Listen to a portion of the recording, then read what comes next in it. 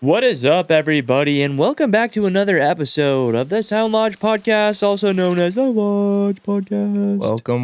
Welcome. Episode 12. We've been the waiting. Slodge Podcast. Welcome to the Slodge Podcast. That's our new name. This is the new. Imagine saying Slodge Podcast. That sounds gross. Welcome to the Slodge Podcast. That's what the day ones are gonna call it. Yeah, the Slodge Podcast. Yeah, if you're here pre-episode 15, you call it the Slodge Podcast. And everybody's like, "Why do they call it that?" And you never tell them, and it's like an inside joke because we have that kind of stuff with our followers. Yeah, we have that dynamic with each other, guys. We've really connected to them. We have. There are barriers. Yeah, I set boundaries for sure, as you should. Yeah, there's certain things you guys can't do. Okay, Yeah. But other than that, we got a little inside joke and stuff. Yeah, we do a little joking on this podcast.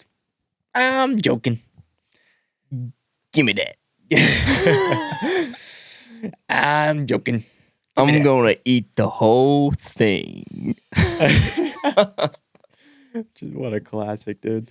It's been a while since I've quoted some Tim Robinson sketches. But it's been a good week. Yes. What is this, weekly podcast number 4 or 3? I don't know. I'm enjoying the weekly vibe. Yeah, me too. I think it's going quite well so far. Yeah. Sometimes you just gotta week it out. Yeah. Just gotta week it out, guys. That's just some great life advice. Sometimes you just gotta week it out. I decided at the start of this podcast, I'm gonna waste everybody's time. Yeah. I'm just not even gonna make sense. Yeah. I'm just gonna say completely nonsensical. Yeah. I've decided that, and I'm not gonna change my mind. So that's cool. I respect that. You kind of stand on business. When I edit the audio, I'll just put my microphone on the left. So if y'all don't want to deal with that, you can just mute the left side. Yeah, you just take off your one headphone. Or do that. Yeah. I always find that funny when there's a song where something is hard panned to one side, Uh-huh. and then I have my headphone like behind my ear to where you can kind of still hear it a little bit, but not like fully. And then you'll just hear this like super distant, far off sound. You're like, what the heck? And put it back on, and then it's hard panned. Yeah, that is a funny thing. You don't really notice that until there's a situation where you do like take out an earbud, and then you're like, whoa. Like when I had both headphones in, I could kind of get the full picture, and I didn't really notice that the guitar was just on the right. But when you take that off, like that's a lot of Phoebe Bridgers songs. Yeah, she does weird panning a lot, but you don't really think about it when you're getting. If like the engineer's really good, they can just put the guitar on the left, but they put in some other pretty vital rhythm instrument on the right, and you don't really notice the panning. Right, that's such an important thing when you're doing any sort of panning left or to right, is to balance it out with something else. So like even if you have guitar hard pan to the left, you want to have piano or some other frequency, like mid-range frequency heavy thing on the right too.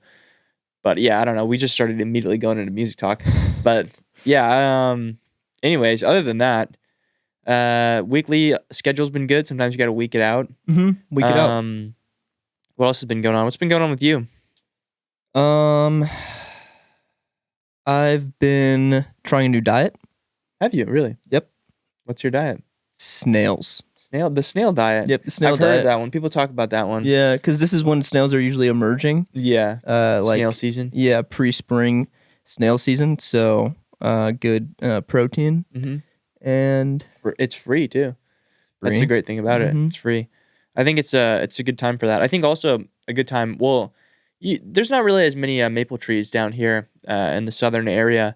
But one thing that I know about maple trees is that the best time when like the sap starts to flow is when the temperatures get above freezing in the daytime and go below freezing at nighttime. So that's why kind of early spring is when maple syrup season is. Interesting. So my diet is usually snails, small game like little rabbits and squirrels and such, and that's free as well. Exactly, and then I'll tap a tree and just kind of sit under there, under the that's for dessert tree. Yeah, that's for dessert. But also it's sugary, but that's kind of how I get my electrolytes and water, hydration and everything too. So yeah, because also you're cutting out water too. Yeah, no water. It's good because it dehydrates you, so it makes your muscles pop a little bit more. Yeah, that's actually a thing with alcohol. Again, we're talking about alcohol here, but there's a bodybuilder that was talking about how if you drink alcohol, it dehydrates you a ton, because that's like what alcohol does. Is you get super dehydrated, and that's why you have like a headache and everything. it makes your muscles more defined because it sucks all the water out of them. So, because like with sometimes with creatine and stuff, it's basically what it does is it helps your muscles to retain more water. Yeah. And so you kind of sometimes will look like you'll be jacked, but you'll look like a little bit bloated, or like you won't have as much definition. So when you dehydrate your body, you get that kind of like, cut, shredded look. I've been missing that. Yeah. So I think we need to drink alcohol. Yeah. Alcohol, snails. Yeah, I'm gonna add that into my rabbits diet. and squirrels and maple syrup. Next podcast, we'll update you on the revised new diet. If we are still alive. If we make it back the next pod. Or alcohol and snails. We look famished. Like we could look completely emaciated the next stream. But we're toned. Yeah, we're extremely toned. No, life's good. Can't really complain. Still rocking out the part-time job, getting some hours there, helping me not lose my mind. Solid play. I've been working on a documentary for my new album. It's been taking a long time. That's going to be, the edit's at like 30 minutes right now, which is great. And I think I'm like halfway. Yeah. Well, because, I mean, I originally planned, when I made the For Her to Hear album, I originally just planned on, it was mainly just a video idea. I wanted to do making an album in a week, which is funny because it took a month and a half. Yeah. So like after give or take. Yeah.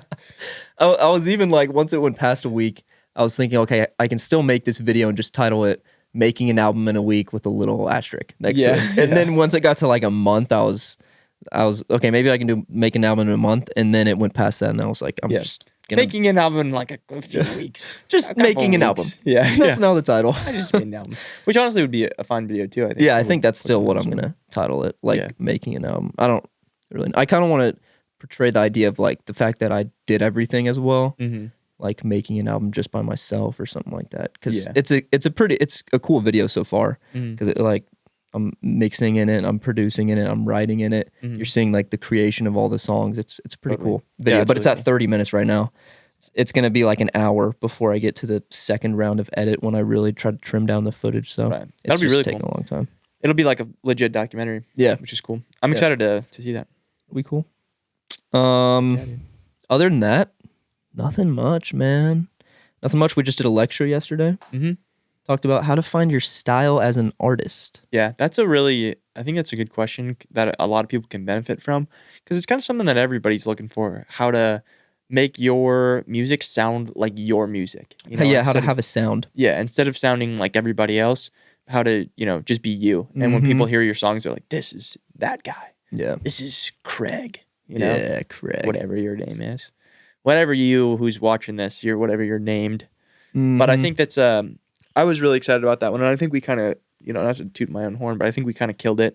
And I think it's a really valuable video for a lot of beginner artists, but also just, intermediate, more advanced artists as well, I think. Yeah. I mean, I remember when I first started producing, I was trying so hard to like find a sound. Totally. Because everything I was making was A, not good, and then B, just not like my own music. Yeah, that's how I felt for a long time too. I felt like everything that I made, people would be like, oh, this sounds like this guy, Yeah. And I would, be like, okay, that's cool. I guess that's kind of what I was going for. That's who I'm inspired by. But at the same time, I kind of want it to be, that sounds like you. This sounds like it's also like, this sounds like this person, but it's great value version. Yeah. Like it's just not as good. Yeah, exactly. And you know that. So right. Yeah, you're the off-brand Nick Mira or whoever you're copying. I think a really good point that we made in there was just like really trying to get the idea across that it's gonna take time.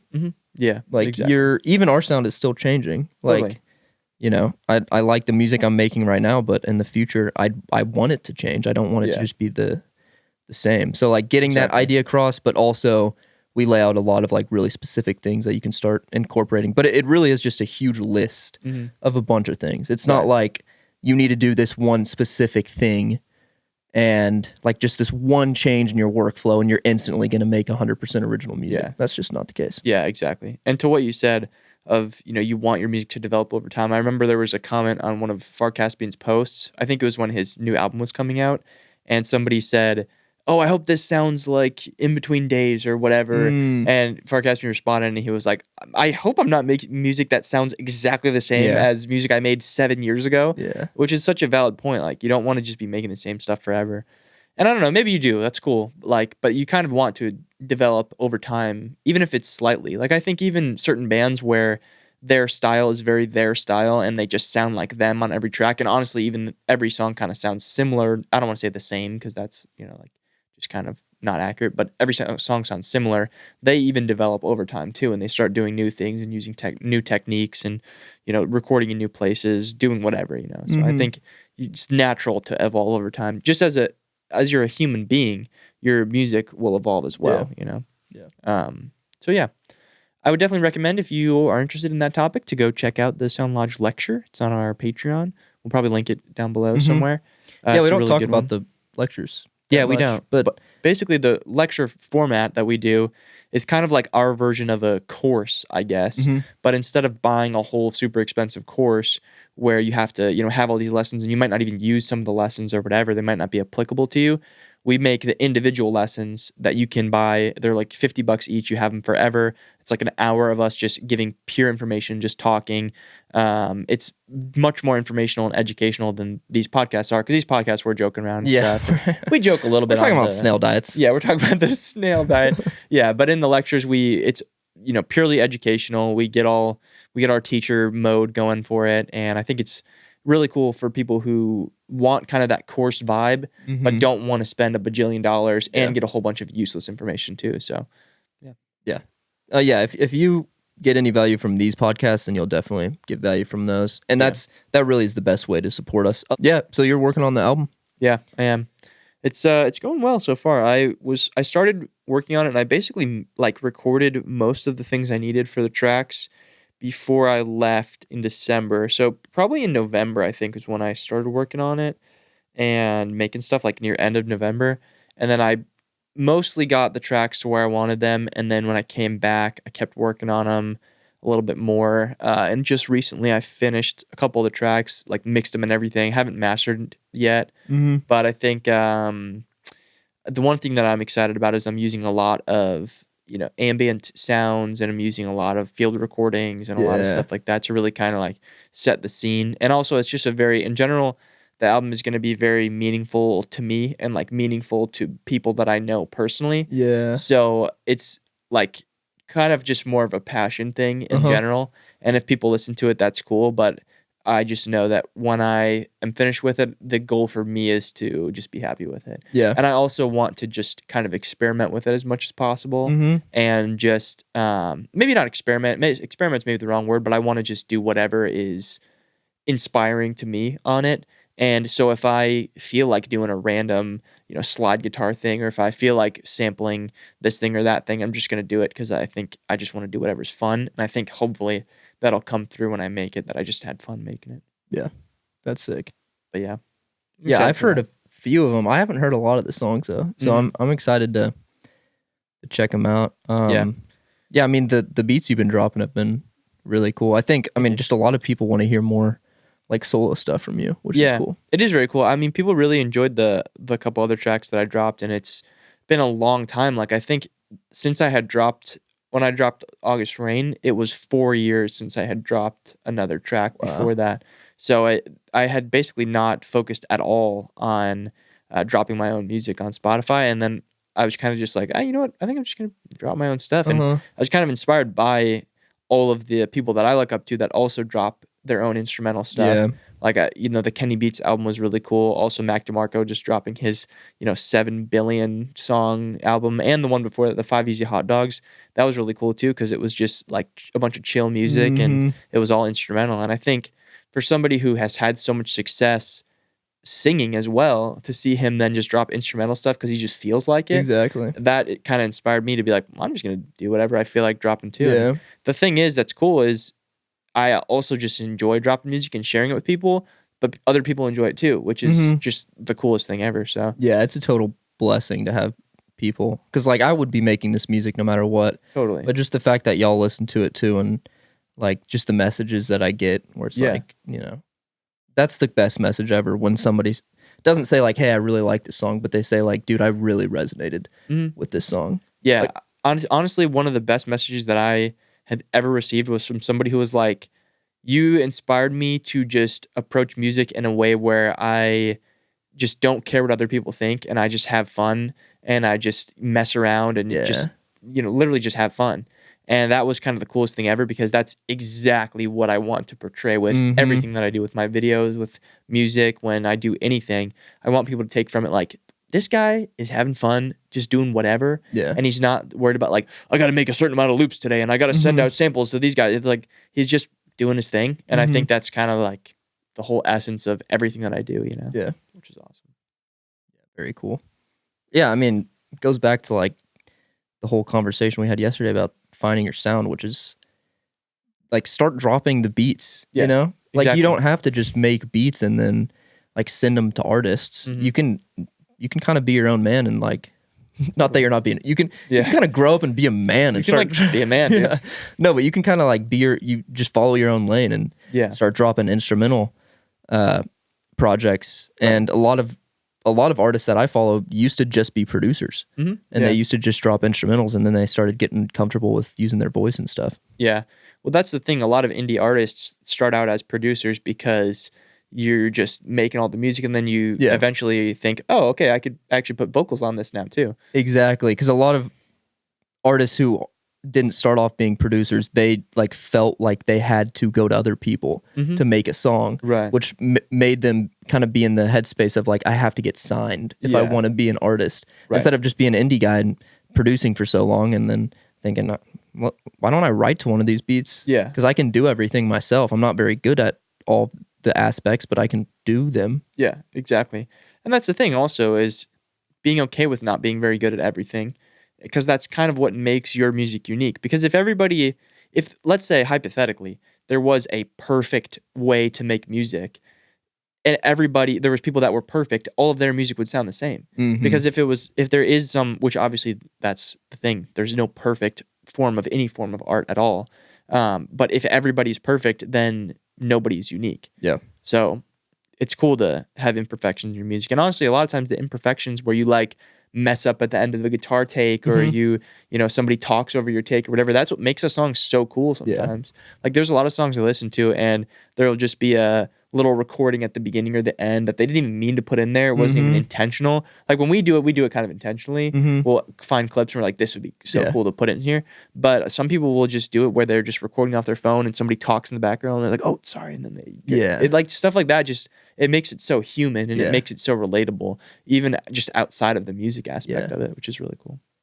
Yeah, it's also funny to think about, whenever you're the one making the music, you think to yourself, you can never kind of look at it objectively, and really what it comes down to is hearing it for the first time. That's that has such a profound impact on the way we perceive things. Like, when you're working on a song for 2 days, you've heard it 70 times, and you can't really get into the headspace of listening to it for the first time. But talking about mistakes, like, you just don't want to put in a mistake because you're so self-conscious about either the way you sound, about the way you play the guitar, about the way you do this, you do that. Like you said earlier, you want everything to be perfect. And the funny thing is that those imperfections, like you said, are really like attractive in a song. Totally. But you're just so self-conscious about it all that you keep it out. Yeah, totally. It's really interesting. Also, the thing that this, for whatever reason, what you were saying made me think about this, but and it's kind of unrelated, but somewhat related. I find it really interesting how a certain percentage of your music is not even up to you. You can do all that you can do on your creation aspect of it, but once it goes out into the world, it's completely up to whoever's listening to it, how they perceive that music. Because there's a lot of songs where I listen to and I just don't vibe with it right away because I'm not in the right headspace to vibe with it, or if I'm in like a place where it's not really like, conducive to listening to this new music or whatever, it's not going to be received well. But if it hits the person at the right time in their life, or like while a certain event is going on, that could mean so much to them. And I think that's what's so interesting about music in any art form, really, is that it's so much about what it means to the individual person rather than what you meant it to mean anyways. Yeah. Because that's basically half and half. Is like, part of it is what you tried to portray, but there's only so much you can do to portray that. Once it gets out there and once people consume it, they might take it in a whole different direction. It might mean something totally different to them. Like, I mean, when you think about it, really from the aspect of think about a lot of the female artists that we listen to, their, experience, their recollection is totally not what we're taking from it, because their stuff is like, obviously probably about a dude. Yeah. And when I think about that song, I'm not thinking about a dude.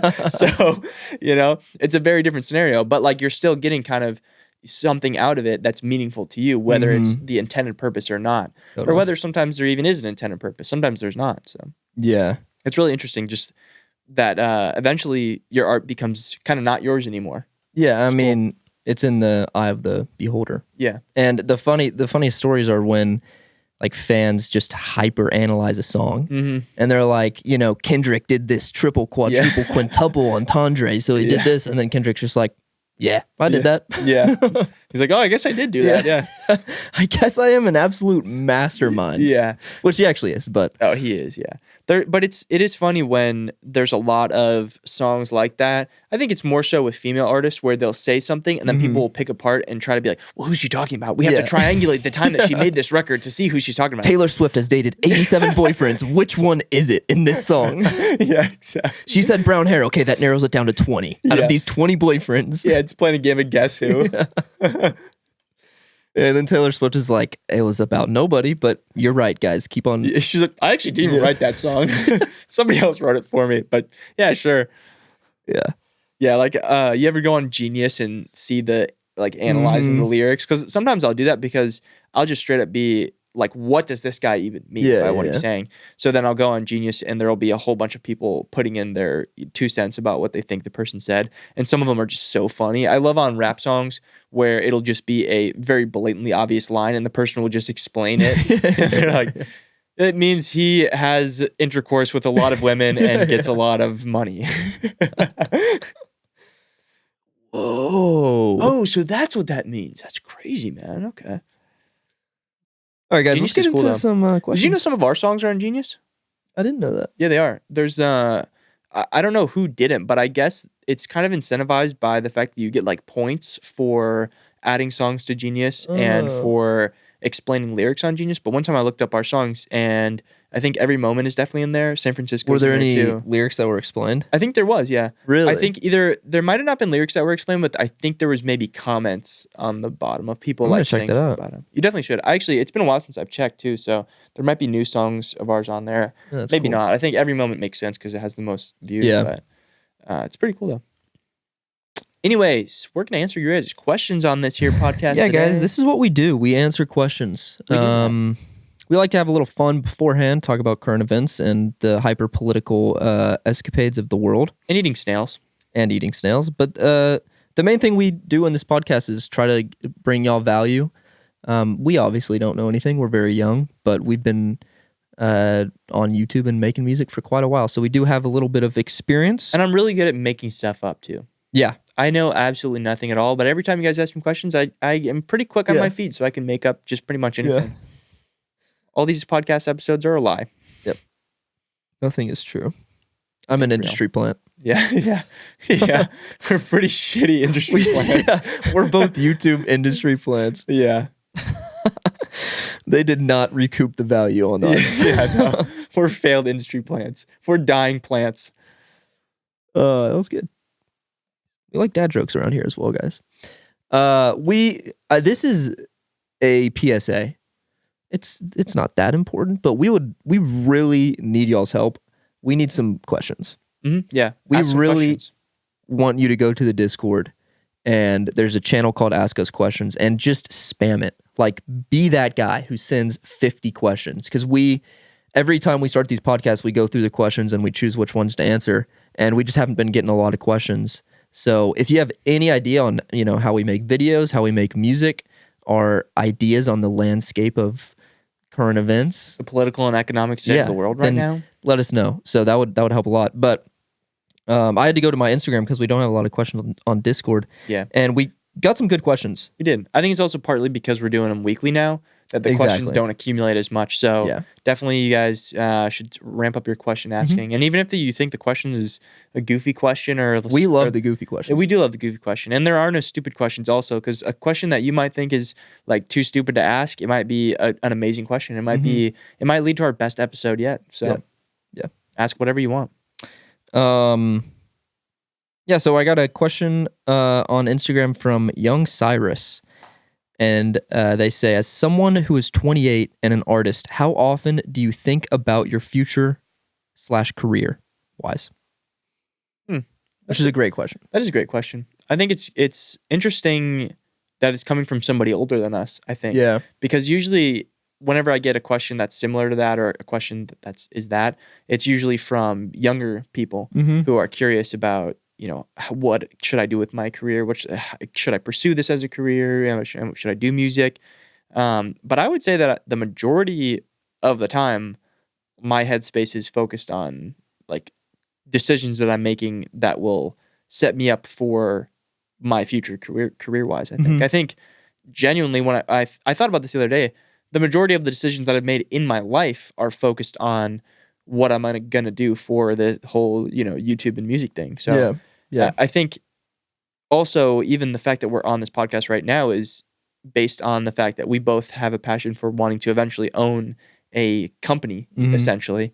And we talked about that for a long time, and this is kind of a step in that direction. This is it, kind of. I mean, Sound Lodge is not profitable. We're actually losing money on Sound Lodge, but we just love this so much, and we just fully believe that it will be a big thing, and we can bring a lot of value to indie artists. Like, that's our whole kind of market right there. So, yeah. So I think about it very frequently.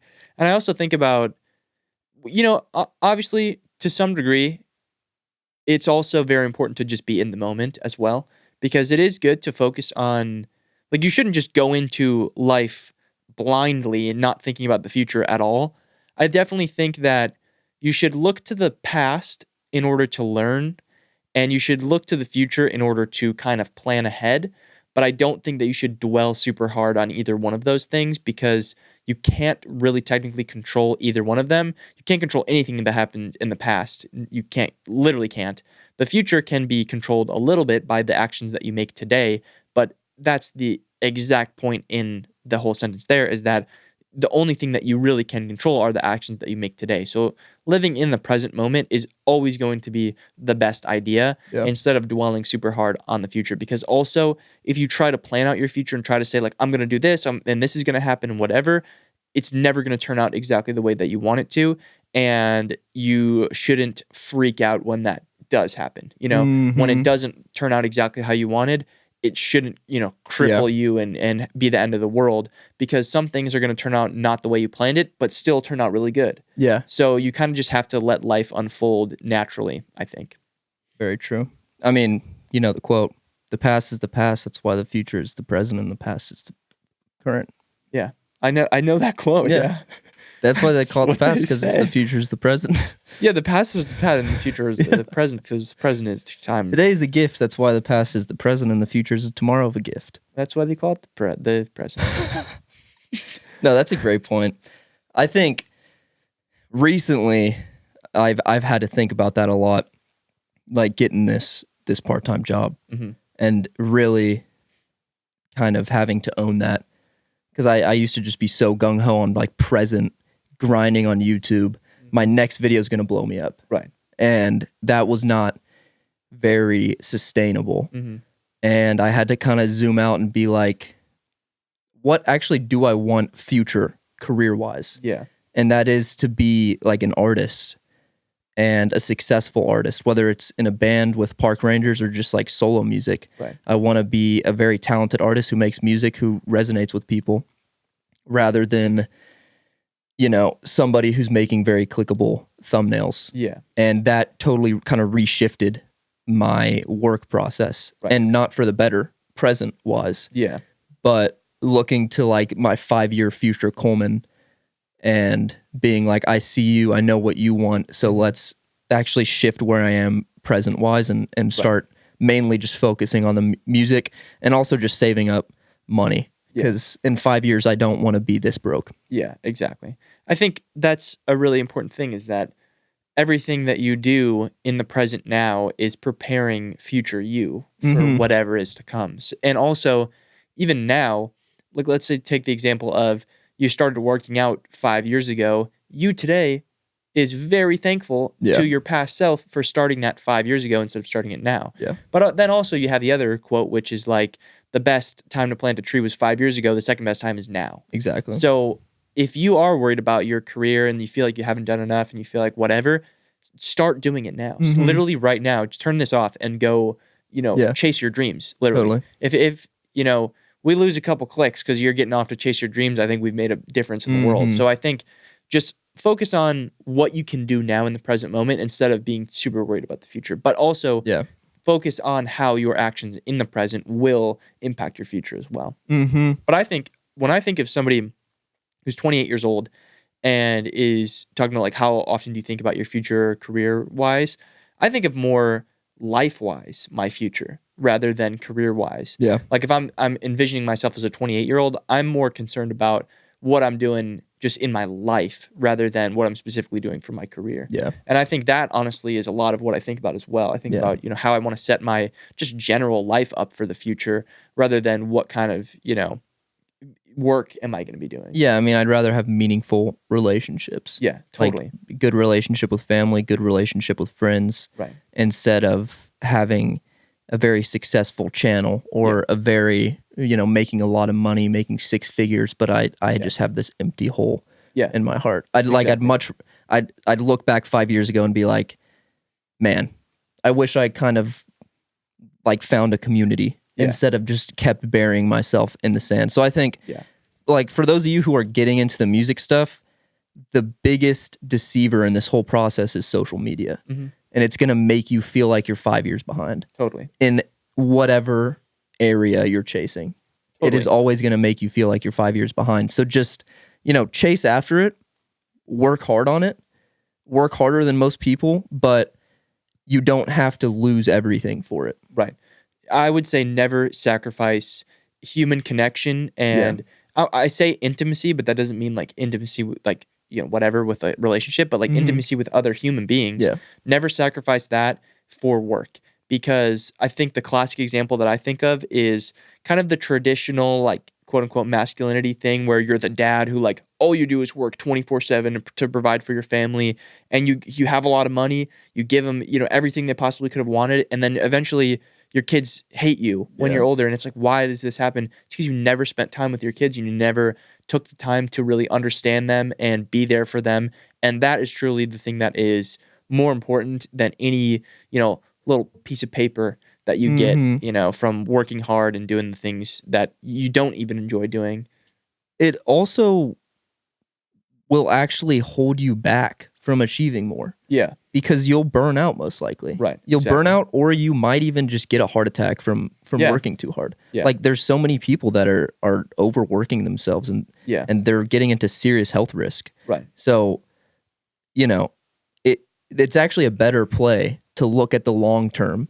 Yeah. And be like, you know what? I can chase this with all my heart, but I can also hang out with friends. Yeah. Like I remember in high school, I used to, like my friends would be hanging out, and I used to be just so into this YouTube thing that they would text me and they'd be like, "Hey man, we're going to blah blah's house." Yeah. And I'd be like, I'm the alpha wolf. Yeah. And I text them and I'm like, I actually wouldn't even text them, but like I'd just be like, I'm busy. Yeah. I'm busy chasing my dreams. Yeah. And hey man, it's not that deep. Yeah. It wasn't that important to spend another 2 hours editing a video and then going to bed that night. You could have done it the next day. In reality, that moment that you took to spend more time working on whatever you're working on is not even a drop in the bucket compared to, the benefit that you would have gotten out of strengthening those bonds with other people. And it's funny because I remember getting like that too, where I would be up late working on a video or whatever, and I would see other people like hanging out or, going like partying and stuff like that. And I'm like, social media sucks that way. Because like you look at stories and you're like, you see them all hanging out and you're like, I'm better than you guys. They're just having a good time. Just existing. Yeah, hanging out with friends. Yeah. And you're just like, I'm in this dark room. I'm so much better than you. Yeah, exactly. And it doesn't need to be like that at all. No, I think not at all. Also, the thing is, we've talked about this before, I think, undoubtedly, but you want to go out and experience those things because that, especially as an artist, because that's the fuel you need to make more art. You know, you can't make, as they say, life imitates art. If life imitates art, you have to actually have a life for the art to imitate. Yeah, I think that's the beauty of being in an artistic field is that you have an excuse to actually, you know what, I'm actually going to go out with my friends and we're going to do some dumb stuff. Yeah. And I'm going to have some stories to tell. Yeah, exactly. And I think, honestly, that's important even if you're not doing anything creative, because think about when you talk to anybody, it's always so fun and just cool to talk to the person who has a ton of funny stories to tell, you know, who has clearly done a lot in life. And also, that's just going to make you better at this little game of life. If you just have more life experience, you're going to learn so much more and you're going to grow so much more as a person. Yeah, just don't take it so seriously, man. Yeah. That's what I would tell my younger self.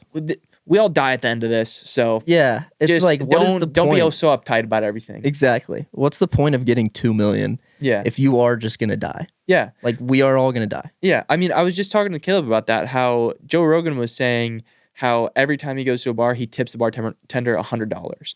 And everybody in the room is like, what? And it was like Shane Gillis and like Ari Shaffir and like all of the like other comedian guys.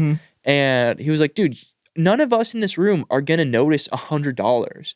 But is the bartender going to notice $100? Yeah, could be life changing for them in that moment. But for us, like $100, we're making like millions of dollars a year. We don't need that $100 bill. Yeah. And it's one of the comments was saying, it's crazy how so many millionaires are just going to die with their money. Yeah. And I think that's so insane to me and that's even more sad when I think about the story of the dad who works his whole life and his kids hate him. Imagine the dad who works his whole life, his kids hate him, and then he dies with all that money too and doesn't use it for anything. I mean, there's a story, I'm probably saying it wrong, it's probably totally different, but I'm just going to paraphrase it to where like super famous author is on his deathbed and he has 7 bestsellers by his side. And they're like, you've lived such a great life, you've achieved so much. And he looks at the books and he says, I wish these were grandchildren. You know? That's a great story. That's so true. I think the thing is, and this is another quote that I've heard before, but the majority of people at the end of their life, they don't regret things that they did do. They regret things that they didn't do. And, you know, it's one thing to, you know, work your whole life, whatever, but you're not going to regret working your whole life. You're going to regret not being able to do the things that you would have otherwise done while working. Yeah. Because I think, like, you can work your whole life and that's great. And you might be like super successful artist or whatever, or successful author. And that is great that you have those books. But what you regret is the not being able to do the other things. And in a heartbeat, the things that you did do, you'll sacrifice those for the things that you wish you could have done. Yeah. You know? Yeah, I mean, I'd rather go at 70% speed with spending 30% of my time like just hanging out with friends and just chilling. Yeah. And not being so hard on myself. I'd rather do that for 50 years than only have 7 years of 100% grind mode, because in 7 years I'm going to burn out and something drastic could happen. And I could totally lose the love for the art. And I think, you know, if you're right now, you're just starting this music thing and you are so passionate about it, I don't like, spend a few months just going full grind mode. I think it is a good chapter to have. Yeah. But once it gets into the 2-year mark and you're starting to realize, when's the last time I talked to a female? Yeah. Like, I don't even know if I can talk to girls right now. Yeah. I think that's when you should start rethinking. Yeah, when you start becoming an absolute weirdo, you should probably like get out into society again. Well, it's also just such a huge skill of being like fun person to hang out with and like a good talker and a social person. Like that is an underrated, I don't know if it's underrated, but that is such a huge skill. Like I think it's super underrated. If you want to be a famous artist, you kind of need that. You need to be in the studio and for the producers to be like, dude, let's get that one guy back in here. He was so fun. Like I'd rather have him than this dude who's super successful, but he's just weird and he's antisocial and he doesn't really talk to us. Yeah, exactly. And maybe even comes off as like rude sometimes too. That's how I feel like a lot of big artists are that way, where they just kind of almost come off as rude because they're not really used to social interactions with normal people. And I think also you think about also from the perspective of, as a big artist, let's say you got a bunch of fans and everything, you want your fans to think this guy's the coolest guy ever, and I'm so glad that I met him. Not like, wow, this guy kind of sucks, actually. Yeah, he makes really good music, but yeah, that was a weird experience. Yeah, he was kind of mean to me. Yeah. Yeah. Hopefully that answers your question, and hopefully to y'all who are, I think it is really important to think about the future and not just chase after that viral TikTok. Like if you're posting every day, it is really easy to get caught up in the daily uploads and be like, this is going to blow me up. This is going to blow me up. Right. Like everyone should have an exercise of like bi-monthly zooming out and be like, okay, what do I want in 5 years? Yeah, exactly. Because it changes constantly and you need to stay up to date with that. And at some point you might realize like, oh wow, I don't know if I actually want to blow up right now. I kind of want to develop these skills. I don't know if I'm ready to blow up. Yeah, exactly.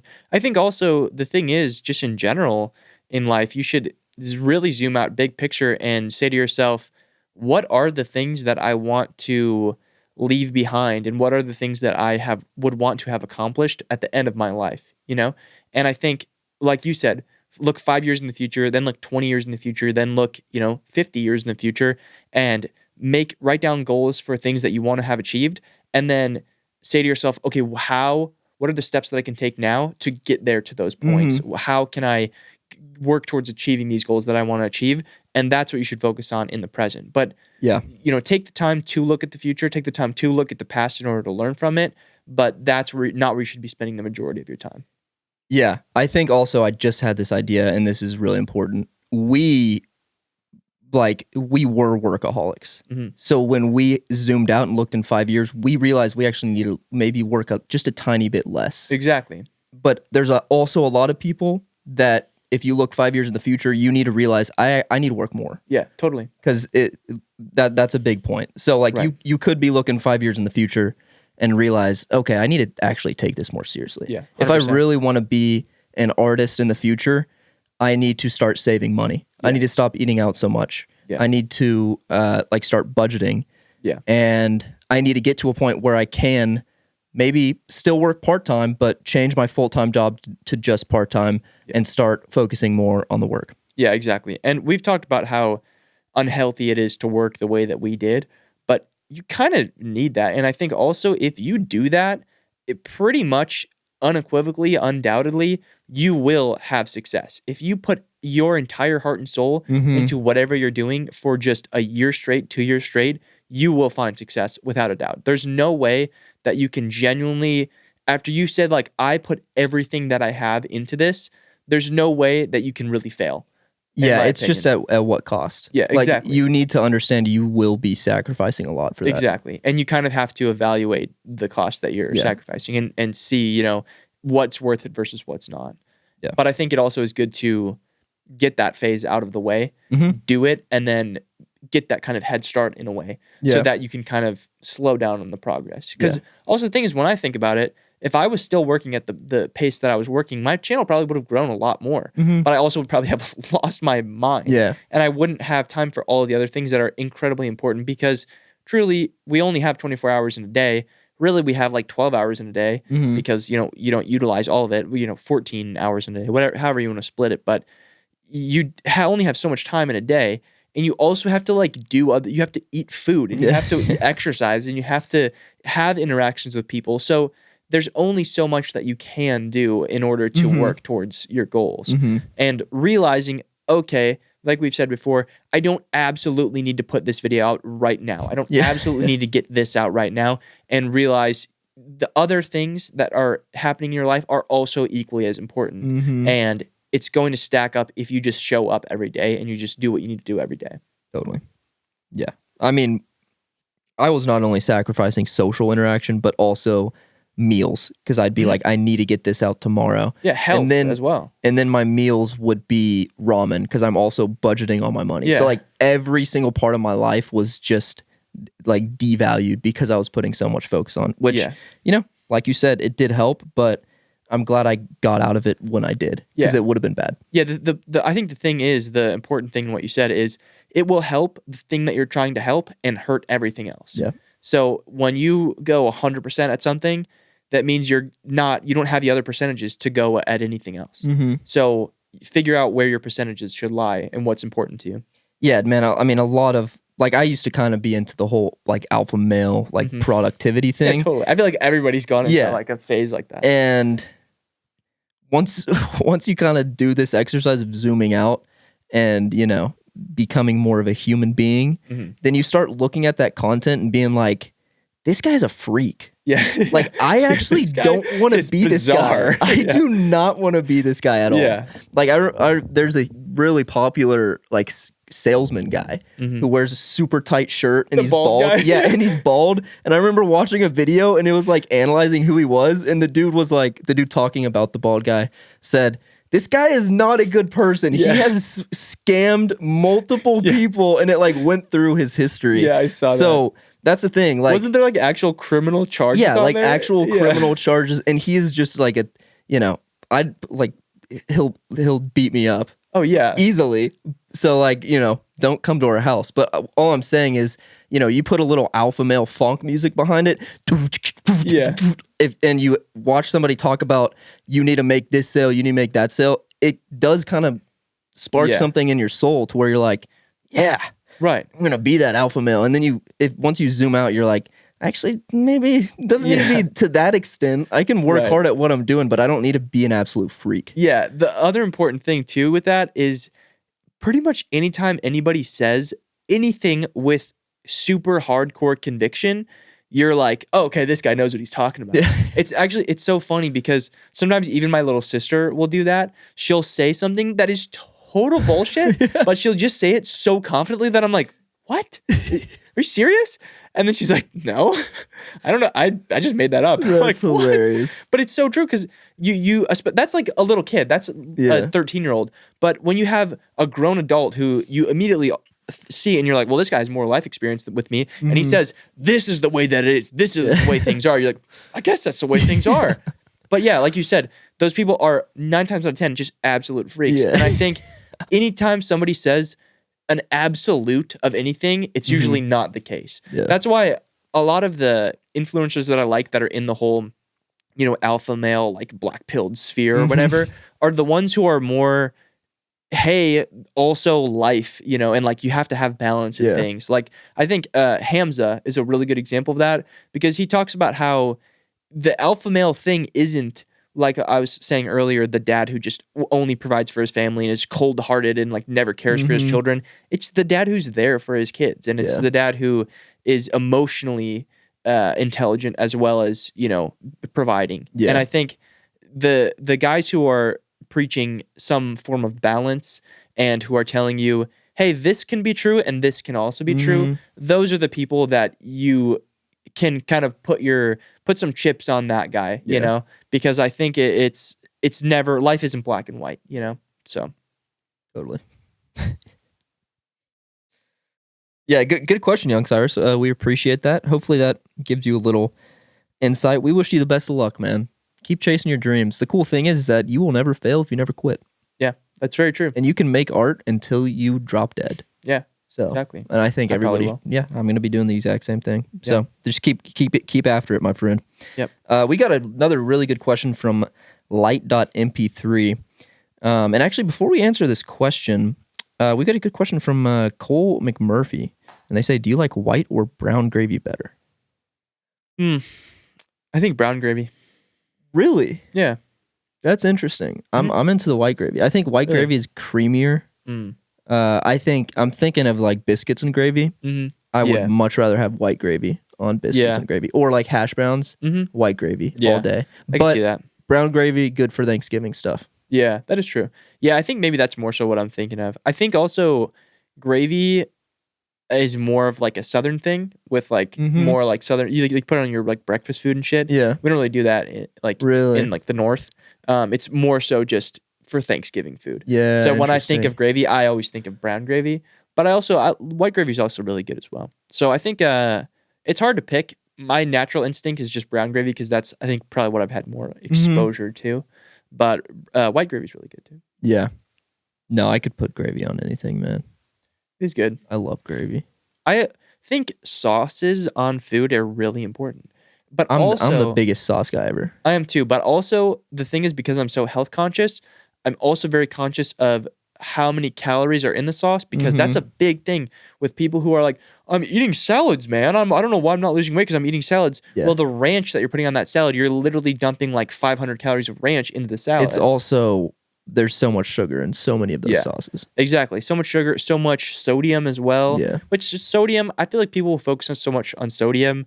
If you're doing everything right, like if you're exercising properly, Yeah, I mean, you need hydrating, electrolytes. Exactly. Sodium is really not a problem if you are healthy as it is. But I think, all those other things, like you said, like too much sugar, not a good thing for anybody, even if you are healthy. I think that's a really important thing when it comes to dieting and trying to lose weight or whatever your goal is, to pay attention to actually everything you're eating and the portion sizes of what you're eating too, because a lot of people won't count the cooking oil that they have, but a tablespoon of olive oil is like 120 calories.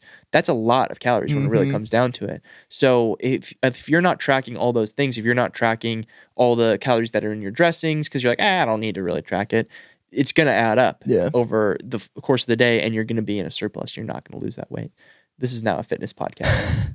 Anyways, I think white gravy, brown gravy, who cares, man? I don't see color. We keep it real over here. Keep it real. I don't discriminate. I'm colorblind. I'm colorblind. All right, question from light.mp3. They say, how does your current sound compare to what you thought it would be when you first started? That is a good question. I actually thought his question was, how does your current sound compare to what it was when you started? But thinking about... Isn't that what I just said? No. How does your current sound compare to what you thought your current sound would be when you first started? I thought he was asking, how does your sound now compared to at first? But it's when you first started, what did you think your future sound was going to sound like? Yeah, the past is the present, and the present is the gift. That's why we call it the past. That's why they call it the past. Yeah, exactly. The famous quote. Kung Fu Panda. Yeah, that's in Kung Fu Panda. That's, Master Shifu said that, I think. No, he's the mouse. It was a turtle. Yeah. Who is that? Twitty. Yeah. Ping Pong. Master Ping Pong. Twitty Ping Pong. Forget his name. Shoot, man. We're going to get flacked for this, man. Yeah. We should remember. Oh, I don't know. Whoever. Oogway. Master Oogway. That's what it is, man. Yeah. Yes. Yeah. What a gangster. He was sick. Rest in Sick, peace to the man. boy. Anyways, what was the question? Oh, yeah. What did you think that your future sound would be when you started? When I first started making music, I was making instrumentals for my trick shot videos. Really? So it was on GarageBand on our family computer. This is like before I even thought I was a producer. Yeah. Once I was a producer, I was doing like trap and EDM stuff. But before even that, I was just doing GarageBand, making instrumentals for my trick shot videos. And I remember there was one beat I made. It was called Bark Dance. And it was an electronic song with dog barks. Really? In it. Like, this is my style. And I was very proud of it. Yeah. I was like, this is sick. Yeah. It was like... Yeah. And it was like me taking free throws. Yeah. With my eyes closed. Yeah. Like crazy. trick shots. And then like climbing on the fence and taking shots. But oh yeah. So I think, but that doesn't really count because I was never looking into the future of like when I was I think when I thought of myself as like, I want to be a producer, I want to make beats, I was really into like Post Malone. Mm-hmm. So I feel like White Iverson was my favorite beat ever. I feel like that's kind of what I wanted my sound to be, which I feel like I do have some aspects of that to where I have a little bit more poppy drums and like rhythms and stuff. And I think a cool artist who like kind of blends both of the worlds of like indie and then a little bit of Post Malone, like OG Post Malone, like more trap influenced Post Malone is Dominic Fike. Yeah, totally. He does like, you know, alternative guitar stuff, but he also has some like hip hop drums in there. Yeah. Well, so he was like exclusively a rapper for a long time too, right? And then he kind of morphed into more of like the rock kind of stuff. Yeah, I feel like he always had a little bit of that, and he was always more. It was like R&B kind of singing rap, but yeah, he's definitely morphed. Yeah, a lot. But I was into that, and then I was also into like like Casbo and kind of like Avicii was my favorite producer ever. So like I also loved that kind of world. Yeah. And I wanted to make like electronic dance music. But it was just so hard. And that's also why I got Ableton, because I got the Novation keypad, but a lot of Ableton producers were electronic producers. So I felt like that had to be my lane as well, because I was using Ableton. Yeah, that makes sense. And now I just sing on the guitar. Yeah. So it's not the same. We've devolved. Yeah. Now I don't really even need Ableton. Yeah, exactly. I could do this on a tape cassette thing. Yeah, exactly. Which is kind of funny how, like, the question was, how is your style developed over time? And that's a funny way to think about it. Yeah, exactly. Kind of not really place so much importance on even the genre that we make. It's more so just whatever we're making is kind of what we're making. Yeah. But I remember it's funny because I was also really into the EDM side of things, and honestly a lot of the pop music of the 2000s, like all the stuff that was just on the radio, the classic Ellie Goulding, Lights, and all those kind of songs. Dude, Ellie Goulding, man, she doesn't miss. She has some like really good songs. Yeah. And there's honestly a lot of that music from that era is still good. Like all the Maroon 5 songs. Calvin Harris. Good. Yeah. Exactly. When I met you in the summer, to the leaves turn brown. And all of the Avicii songs are so good too. We fell in love. Yeah, hey, brother.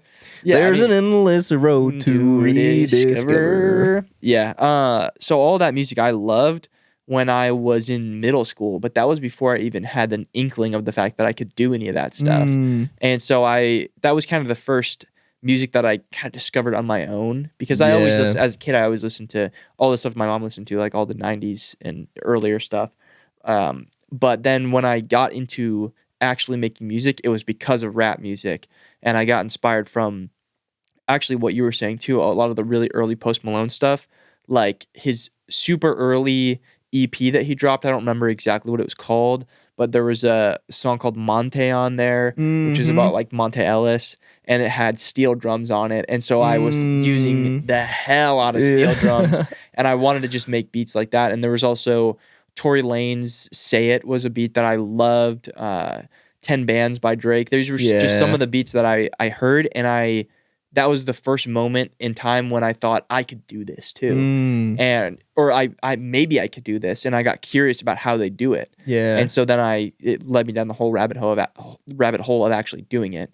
So that was my first influence, was rap music. So a lot of my sound and mixing, especially, I think the mixing is a really big aspect nobody talks about, because different genres are mixed very differently. And so a lot of my drums and a lot of my sounds are very rap inspired. Like I like kicks that hit hard, because that's what I've always listened to. And every time I would hear a kick that hits hard, or like a nice 808 or a nice bass, I'm like, yes, that gets me going. And so I do that with my own music, even if I'm not making the same genre. So yeah, I think when I first started, I definitely thought I was going to just be making rap music and making beats for people. But I thought, funny enough, because we were talking about the finding your style thing, I thought I was going to just be making trap beats and rap style beats that had my own sound to them. Because I would hear Nick Mira, like, was one of my biggest inspirations when I started for a long time. And I would hear his beats and immediately be like, that's a Nick Mira beat. Something about that is a Nick Mira beat. And you can obviously, we talk a lot about using live instruments, and he does too. He uses guitar, and he has a lot of live stuff too. But I would hear his beats without even live stuff and beats like, that's a Nick Mira beat. Yeah. So I thought that I was going to do something in that lane where I was making trap beats and everybody would just know that that's my style, which is funny how over time I haven't made a trap beat in like probably like 2-3 years now. But that was definitely what I had envisioned originally. I never envisioned myself recording all my own stuff. I really didn't. Yeah. I knew that I loved using guitar, honestly, partially because I saw Nick Mira doing it. He was using guitar in his beats, and I thought that was really cool. And I had messed around with guitars always. So I just thought, what if I just, like you were saying, maybe even the last episode, but you would just record one note at a time. And maybe not the last episode, but you had said it before. And I would do that too. I would record one chord individually, put it in there, record the next chord, record one little note because I just wasn't good. Yeah. But that process, slowly doing that over time, led me to be able to actually record guitars and open up the whole wormhole that is recording all your own live instruments. So, yeah, very, very different. Yeah. Genres, like, totally. But the cool thing is that just like the whole finding your style thing, it's so many little decisions, and all of that music and the way we both started producing, like all of that has gone into the style that we both have right now, which is really cool. Yeah, it's really cool. I think that's what's so interesting about any form of art is that in the final product, you see the person that made it in the art. And I just love that. And that's what gets me just so giddy about consuming people's art is that it is a piece of you that you are creating for everybody to see. Yeah. And I think that's really just so beautiful and so awesome. And I think that's why I'm so passionate about any form of art, and also why I love when people just do any kind of art. And I love to see the kind of art that anybody does. And also it's really cool when you have a friend or somebody you know that you have never seen their art or anything before, and they draw for the first time. You're like, that's cool. I didn't know you could draw like that. And then you see like kind of their style and what they draw, and it's just really awesome because it's kind of like you're wearing your heart on your sleeve in a way, you know, because you get to create something that's inside of you and put it out for everybody to see. And I think it's hard to state how incredibly beautiful that is as a concept. Yeah.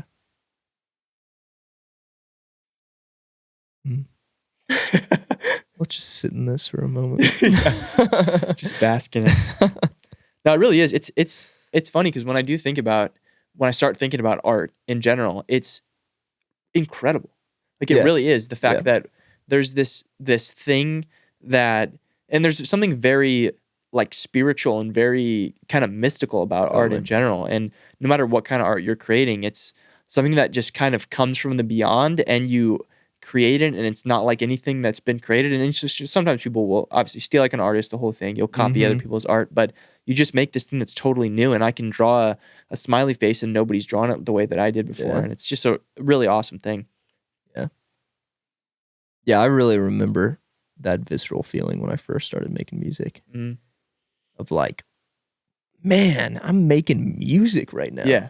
This is the coolest thing ever. Yeah. I can export this and it'll be an audio file and I can listen to it whenever I want. Yeah.